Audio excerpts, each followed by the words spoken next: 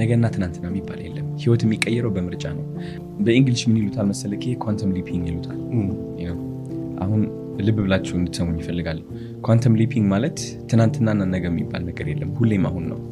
የመረጥነው እንሆናለን አሁን right now። አሁን ለምሳሌ ገንዘብ ከፈለግ፣ ሰውነትህ እንዲያምርብህ ከፈለግ፣ ስኬት ከፈለግ ስኬቱን ማሯሯጥ፣ ገንዘቡን ማሯሯጥ ድካም ብቻ ነው ትርፉ። አሁን ምን አደረኩኝ እኔ? ዛኔ በጣም በብዙ ችግር ውስጥ እያለፍኩኝ ነበር። ኦኬ አሁን ሆምለስ እየወጣሁ ነው፣ እየተጨናነኩኝ ነው፣ ሰውነቴ እየተበላሸ ነው፣ ፀጉሬ በጣም በቃ ጭብርብር ብሏል ምናምን and I don't like it.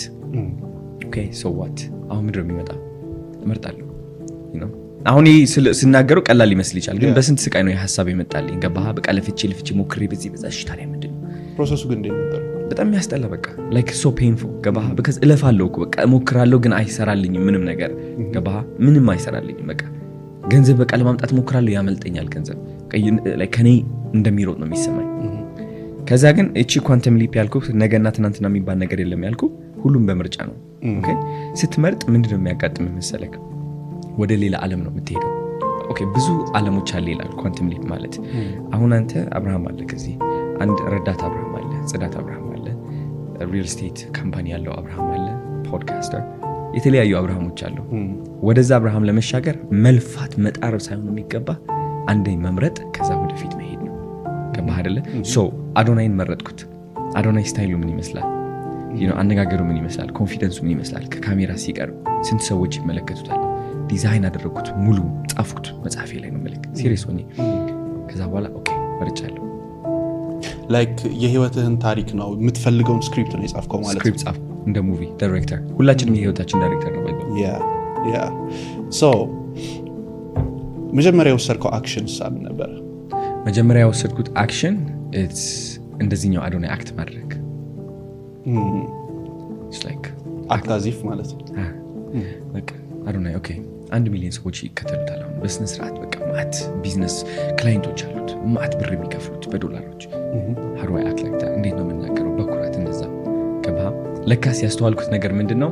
ያ የምመኘው አዶናይ ያ ያወጣሁት ስክሪፕት መከተል ያስፈራኝ ምክንያት is because ህዝብ ለማስደሰት ሞክር ነበር፣ ሰዎች ለማስደሰት፣ የድሮ ጓደኞቼን ለማስደሰት። ኦኬ በቀየር እንደዚህ ቢሉኝስ፣ እንደዛ ቢሉኝስ፣ አንቺ ተቀየርሽ እኮ፣ አንተ እንደዚህ ሆንክ እኮ፣ ምንድነው እንደዚህ ያደረገ? ኧረ በስመ አብ ነው። እነዚህ ቃላቶች የሚያስፈሩኝ ቃላቶች ነበሩ።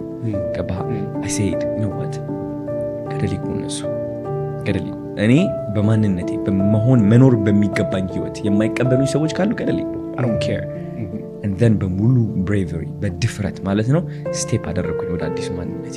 እንደ አዲሱ ማንነቴ መናገር ጀመርኩኝ፣ መስበክ ጀመርኩኝ፣ ስለ ኮንፊደንስ ማስተማር፣ ስለ ራሴ ማስተማር፣ ራሴን ከፍ ማድረግ፣ ራሴን ማድነቅ። ከዛ በጣም ብዙ ጠላቶች መምጣት ጀመሩ፣ በጣም ብዙ ሄተሮች which is አንተ እኮ ለማኝ እኮ ነህ፣ አንተ እኮ በረንዳ ያወጣ ሰው እኮ ነህ፣ አንተ እኮ መቼ እኮ። እነዚህ ቃላቶች ማለት ነው እኔን በቃ ዲተሪት ለማድረግ which is ለማውደቅ የሚጠቀሙት ቃላቶች ሆኑ። ከዛ ልብ ብዬ ያስተዋልኩት ነገር ምን እንደሆነ ታውቃለህ? ሁላችንም የየራሳችን ሰዎች አሉ የሚቆጣጠሩ ምን መሆን እንዳለብን፣ ማን መሆን እንዳለብን which is ከአዲሱ የህይወት የምንፈልገው ስክሪፕት የሚያስወጡን ማለት ነው። ገባህ? እነዚህን ሰዎች ፈርተን ነው ህይወታችን የማይቀየረው። የኔ ደግሞ እነዚህ ሰዎች ኦሬዲ ከወጥቻለሁ ከነዚህ ጓደኞች መክሮኒን ሊያቆሙኝ የሚሞክሩ የኔ ሰዎች ማን ሆኑ? ሀገር ሙሉ ሆነ አሁን። ገባህ? ኮሜንት ላይ ገብቶ ማን መሆን እንዳለብኝ፣ ምን እንደሚገባ፣ አንተ እኮ እንደዚህ ከሆነ እንደዛ ከሆነ ገባህ? and then I was like okay I understand now። ለካስ ወደ ሙሉ ማንነትህ ስቴፕ ስታደርግ የድሮ ማንነትህ ይፈራል በጣም። ገባህ? አሁን አንተ የትናንትናው አብርሃም መሞት ያስፈራዋል because ወደ ሌላ አብርሃም ከተሻገርክ እሱ ይሞታል። ገባህ? አሁን ያለው አብርሃም ከትናንትናው አብርሃም አንድ አይደለም። ገባህ?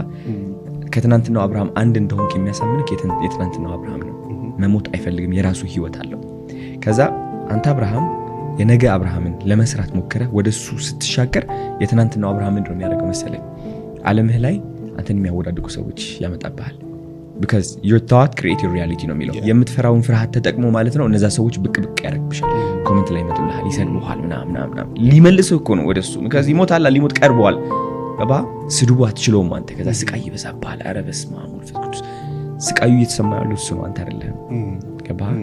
ከዛ ምን ትሆናለህ አንተ? ኧረ ይቅርብኝ ብለህ ትሸሻለህ ወደሱ። ግን ወደ እኔ ያው አሁን ለምን በቃ ሙቪ ነኝ ቁጭ ብለህ በቃ ተደብቀህ ኖር ይላል። እኔ ግን ያደረኩት ምንድነው? ተሻገርኩኝ። እየተሰቃየውም እያለ እየሰደቡኝም እያለ በድፍረት አሁን እዚህ ላይ ይገኛለሁ።